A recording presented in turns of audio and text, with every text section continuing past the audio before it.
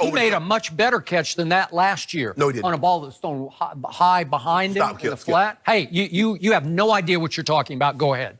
Go ahead. Go ahead. Give him credit. I wanted to see Ezekiel Elliott catch the ball down the field because what we see these backs, we see a Le'Veon, we see a Todd Gurley, Alvin Kamara, Delvin Johnson. What they're able to do, not only can they rush for 1,300 yards, which we know Zeke can do. He led the league 1 year in rushing, but they can catch the ball down the field. Not just screen passes, not flat routes, throwing the ball down the field. And so I was very impressed with him catching the football. But that was a singular act. We are what we repeatedly do. Therefore, is it a habit?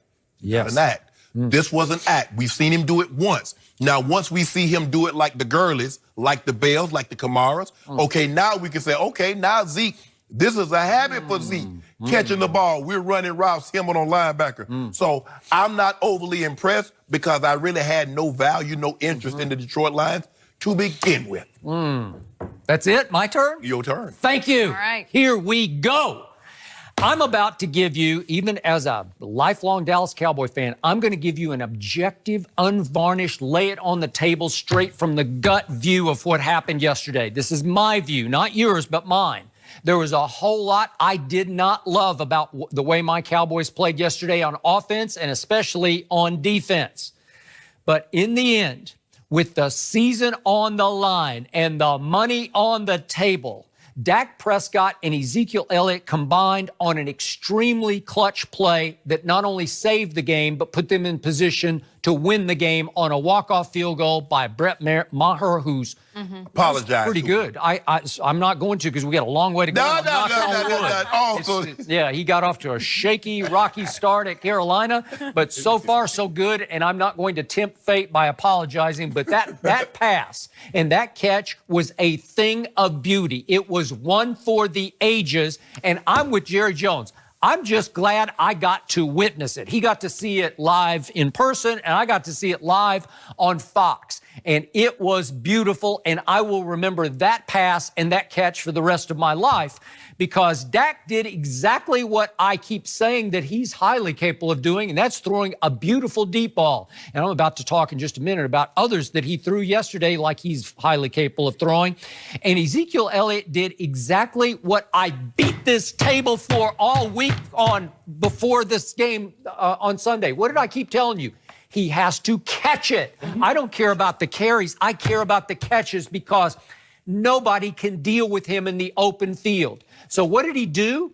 He lined up like a wide receiver. He lined up in the slot. And all of a sudden, a linebacker steps up and says, uh-oh, I think I got 21. And Dak says, uh-oh, I got 21. He did not hesitate and he not drop it on a dime, drop it right down the chimney. It was beautiful. Yes. And did Zeke just not haul it in? He looked like, dare I say, a wide receiver on that catch. He looked like a wide receiver because, trust me on this, he can catch it downfield at least as well as Le'Veon and Todd Gurley can catch it downfield. At least. What about Kamara?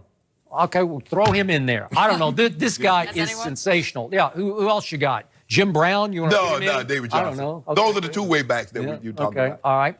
So that's the kind of play that not only saves, but makes the season. And I told you off the Seattle game that I put the onus of the burden on Ezekiel Elliott because he made 3 bad plays in that game that cost them the game. He did catch a touchdown pass in that game after he had stepped out of bounds, which nullified the touchdown play.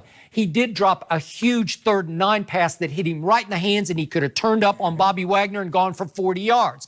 And at the end of the game, he did bolt for 26 yards, his longest run of the day, and he got stripped from behind at the Seattle 19, or we could be having a different conversation right now because we might be talking about 3-1 Dallas Cowboys. So did Ezekiel Elliott ever repay his team yesterday? Because that was his career day. Career combined yards. Yes. And all of a sudden, especially with those 4 catches for 88 yards, he vaults right into the, dare I say, the MVP conversation with Patrick Mahomes and Jared Goff. I think Zeke's right in the middle of it, especially if the Cowboys take off. But here's the thing, Skip. I've been preaching to you. I said the roles need to be flipped. I said Ezekiel Elliott need to have more carries than Dak Prescott has pass attempts. If you don't mind me asking, how many rush attempts for the Cowboys offense? How many pass attempts for I don't know. You got the stats. I don't have. Oh, you ain't got no I don't have your kind of research. Yeah, you got that you second looking at it level. right there, Skip, but you need to be shaming I don't yourself. your head. Well, Steve Owens, me and Steve Owens, we're a tandem. We be working this thing right here. Heisman winner. Yep. Yeah. Yep. 35 rush attempts, 27 pass attempts. Aha. I keep trying to tell you, that's the recipe. But And that's what why did this game remain close in my humble estimation? Because Dak Prescott was not called one time to keep the ball on the read option. He ran one that he might have kept on a crucial third down late in the game, but he didn't keep it one time. Nope, not one time. One of these days, he's going to break loose the way he did against the Giants and keep it 7 or 8 times, and you're going to see some devastation. Skip, Ezekiel Elliott is running the ball for 6.1 a clip, and you want your quarterback to get in the way and take carries Get out of in his the hand? way. Yes. He'll average 8 or 10 yards a carry. Trust me. The way they crashed down, the defense end was crashing down on Zeke. You got what you asked for. Ezekiel ran the football. They threw it to Ezekiel. Dak did not put the ball in harm's way. What more do you want? No turnovers. That was pretty good. No turnovers. No. Only 27 attempts. He's down. The rush attempts are up. That's the recipe. I don't know why you don't like the dish I'm trying to serve you. It's the best seller. I sell out of it every time I put it up. When I see the Cowboys, Ezekiel Elliott, I rush want to attempts. hear more compliments paid to a Dak Prescott who threw 3 great deep balls yesterday. Did you see the early one to Michael Gallup? Remember that one? Remember that? No. That went for... No, sure, my TV blanked out at that Yeah, it time. must have. That went for 37 yards. Then did you see the one, this is the one to Michael Gallup. Look at this. Boy, that's a sweet throw. Yeah. He's right in stride, right in the hands. That looks like a guy who throws it deep really well. Nice catch, too. Skip. Nice throw. Why do you do that? Why do you do that? Did you see the deep throw to Tavon Austin in the end zone, which he managed not to catch? But it was sweet. Look at this. Tell me, is this not a good deep throw? Tell me that isn't. Oh, hit him right in the hands. That could have changed the game, right? And then, of course, we know about the last one to Zeke, which he just dropped it right down the chimney. Why do you do that? I'm just trying to show you. You shame him all week long, and you say that Dallas needs to be ranked in the 30s. And when you have those two, when you have that quarterback and that running back in that order, you got a chance to win every game from here on. Yeah. Flip the order. But Skip, see, this is what you do. You would take a situation where somebody drops a pass or, something happens, but you don't never show when Dak grounds one, kills some earthworms, or he throws the ball like he thrown it to Yao Ming. I did not think Dak played all that well. He made some bad choices yesterday, he held the ball on one long third down, got sacked out of field goal range. I didn't love that. He missed a couple of throws. He had Rico Gathers one-on-one in the end zone, and he just threw some missile over his head. I don't know what he's doing. You just got to lob it up. He's 6'6". Throw him a jump ball. But you show just how great of a thrower he is. Who can't throw the deep ball? But then you just rattled off 8, 9 plays in which Dak did not play particularly well. But you highlight, and the emphasis in your voice, who said Dak Prescott can't throw deep? Well, I showed you. Somebody across from me says he can't throw deep. But I just demonstrated to you with video. I don't have the coach's tape, but did that happen yesterday? I think it happened. Although you didn't show me video, you just rattled off 9 things that Dak didn't do well. Yep. Well, I can rattle off 9 more things my defense did not do well because Matt Stafford just threw another party in his hometown of Dallas, and I can't defend it. They were 6 of 11 on third down, and every time I looked up, Golden Tate was loose for another touchdown. Hold on, if you don't mind me asking. 45 yards. Who was covering Golden Tate? I don't know. Different zone. No, I'm not going to allow you to do that. Woozy. No, he didn't. He was a doozy. He was woozy. No, I saw zone.